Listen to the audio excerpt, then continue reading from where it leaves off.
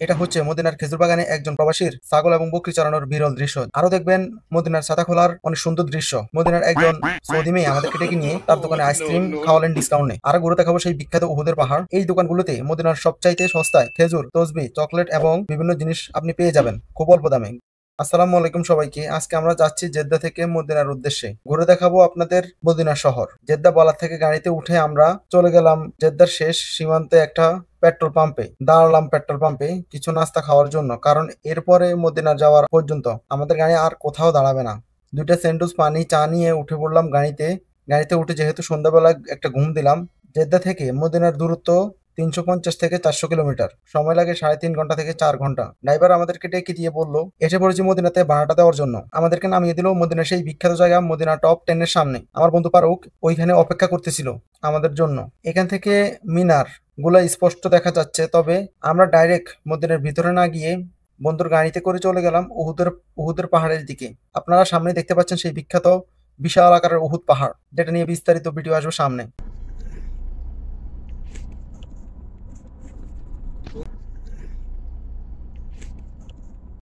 এখন আমরা দাঁড়িয়ে আছি উহুদের পাহাড়ের পাদদেশে মসজিদে আমির হামজায় কিংবা মসজিদে শাহাদা। এই সেই জায়গা যেখানে উহুদের যুদ্ধ হয়েছিল। এই মসজিদ নিয়ে, এই জায়গা নিয়ে বিস্তারিত ভিডিও দেখবেন কয়েকদিন পরেই। তাই আমার চ্যানেলটাকে সাবস্ক্রাইব করে অবশ্যই পাশে থাকবেন। আর এই মসজিদের সাথে এই ছোট দোকানগুলোতে খাজুর, তসবিহ, চকলেট সহ যাবতীয় বিভিন্ন জিনিসপত্র খুব অল্প দামে পেয়ে যাবেন। এই মসজিদের পাশেই ফুটপাতে একটা দোকান ছিল, একটা সৌদি মেয়ের বিক্রি করতেছিল আইসক্রিম।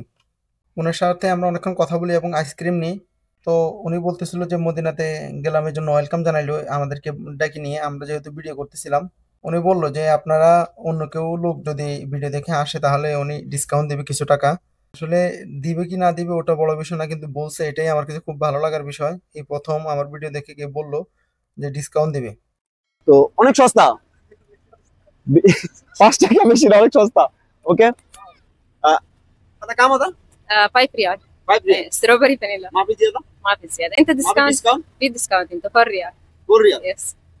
আপনারা আসবেন আমাদের বলদ দেখে, এখানে আসবেন, একটা আপনাদের জন্য 1 রিয়াল ডিসকাউন্ট, 4 রিয়াল। ঠিক আছে, সাবাকা জিপ জিপ সানি ما فيش জিপ জিপ আলাদা। এখন দিচ্ছি আমাদের cameraman.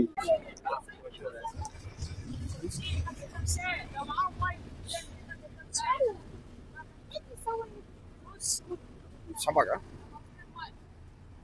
Okay okay, thank you, bye bye. মসজিদে আমির হামজা কিংবা শাহাদা ভ্রমণ শেষে আমরা চলে গেলাম হচ্ছে বাসায় রাত্রেবেলা ঘুমানোর জন্য। খেয়ে দিয়ে ঘুমিয়ে পড়লাম, কারণ সকাল ভোরবেলা আমরা আসবো আবার মদিনার ভিতরে, হেরামের ভিতরে নামাজ পড়ার জন্য, ফজরের নামাজ, এবং দেখাবো মদিনার সেই মনোরম সুন্দর দৃশ্যগুলো। আর সকালেই যেমন চিন্তা করে শুয়েছি, সকালে উঠেই গাড়িতে করে চলে গেলাম মদিনার ভিতরে ফজর নামাজ পড়ার জন্য। ফজর নামাজ পড়ে অনেকক্ষণ অপেক্ষা করতেছিলাম সূর্য ওঠার জন্য এবং এই ছাতাগুলো খোলার জন্য।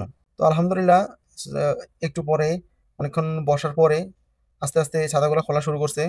ছাতাগুলো খোলার দৃশ্য এই প্রথম আমি দেখলাম, যদিও এর আগে অনেকবার মদিনাতে আসা হয়েছে আমার। খুবই সুন্দর লাগতেছিল এবং সবাই ভিডিও করতেছিল। এত বড় বিশাল ছাতা আমার মনে হয় পৃথিবীতে এখানেই অবস্থিত, মদিনাতে। আর কোথাও আছে কিনা আমি জানি না। কে কোথা থেকে ভিডিওটা দেখতেছেন এবং কেমন লাগতেছে অবশ্যই আমাকে কমেন্টের মাধ্যমে জানানোর চেষ্টা করবেন।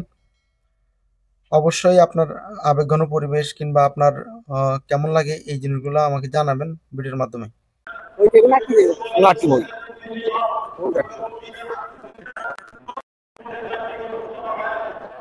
সেম তালে বলে সেম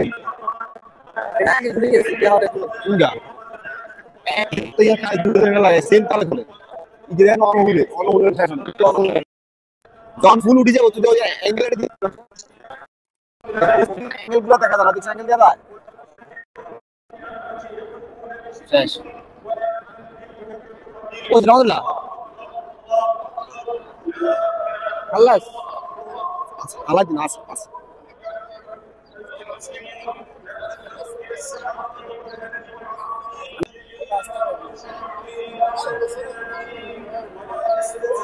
মদিনা মসজিদে হারাম থেকে আমরা বাইর হয়ে গাড়িতে ঘুরতে চলে গেলাম নাস্তা করে।